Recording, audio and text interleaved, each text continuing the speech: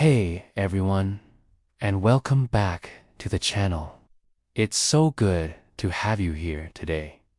We're diving into one of the most powerful, and let's be honest, sometimes one of the most challenging teachings out there. We're talking about the scripture that tells us to love your enemies and pray for those who persecute you. Wow. Just hearing that, for many of us, might spark a few questions, right? Or maybe even a little resistance. Because, truly, how do you even begin to do that? In a world where it feels so natural to react with anger, to defend ourselves, or to simply cut off those who cause us pain, this scripture stands as a profound countercultural message. It asks us to look beyond our immediate hurt, beyond our instincts for retribution, and to embrace a higher form of love. And that's what we're going to explore today. The idea that true love knows no limits, not even toward those who hurt us. Now, let's be clear. This isn't about condoning harmful behavior or putting ourselves in dangerous situations. It's not about letting people walk all over you. Far from it.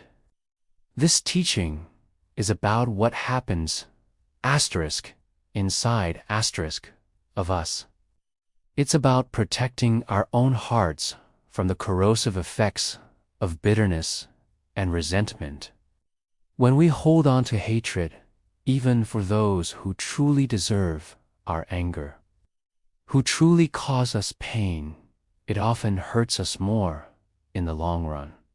It builds walls, it sours our joy, and it keeps us trapped in a cycle of negativity. So, how do we begin to love our enemies? The first step, surprisingly, isn't about feeling warm and fuzzy towards them. It's about a choice. It's a conscious decision to choose a different path, to choose peace over perpetual conflict within ourselves.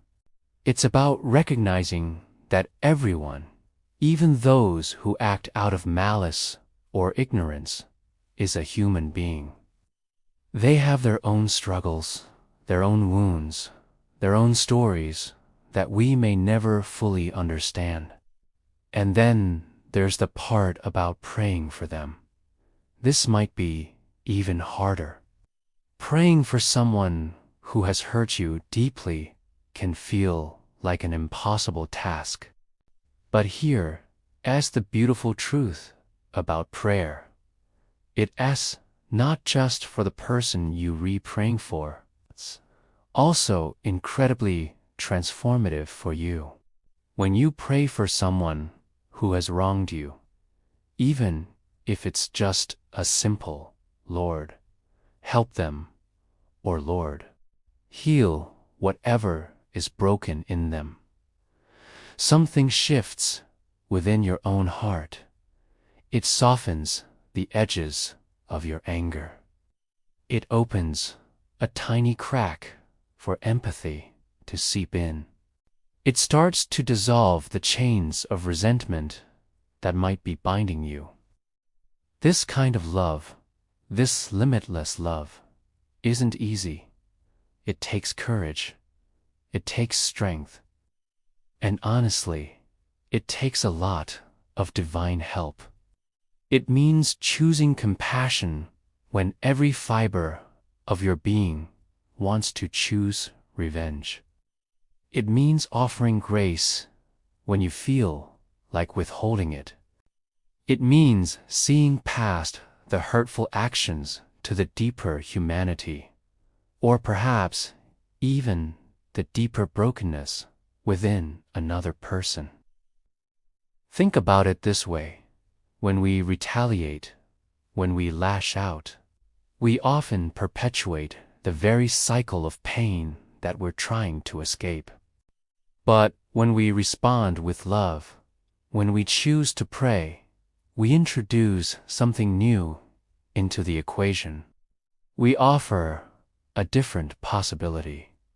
We break the cycle.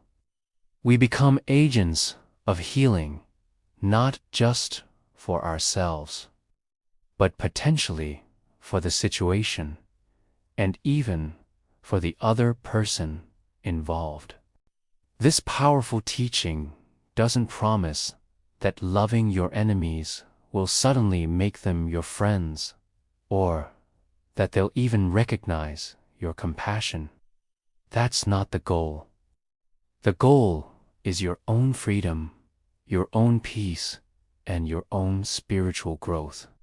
It's about aligning your heart with a love that is truly boundless, a love that reflects something divine within us. It's about demonstrating that true love isn't weak. It's the strongest force in the universe. It conquers darkness, not by fighting fire with fire, but by shining a light that extinguishes the darkness itself. So, as we reflect on this profound lesson today, let's challenge ourselves. Is there someone in your life, past or present, who has caused you pain? Is there someone who you find incredibly difficult to love or even to tolerate? What if, just for a moment, you tried to pray for them? What if you asked for a softening of your own heart towards them? What if you chose to release the burden of anger and resentment, not for their sake necessarily, but for your own? This journey of loving without limits is a lifelong one. It's not something we master overnight, but each small step we take in that direction brings us closer to a place of greater peace, greater freedom, and greater connection, both with ourselves and with a higher power. It transforms us from the inside out, making us stronger, more resilient, and more compassionate human beings. As we close today, I want to offer a simple, yet incredibly powerful prayer that can guide us on this path. Let's make it our own. Lord, teach me to love as you love. Thank you so much for joining me today and for being open to such a challenging but ultimately liberating message. If this resonated with you, please give this video a thumbs up. Subscribe to the channel for more content like this, and share your thoughts in the comments below. How do you practice loving your enemies? What helps you overcome bitterness? I'd love to hear from you. Until next time, take care and keep spreading that boundless love.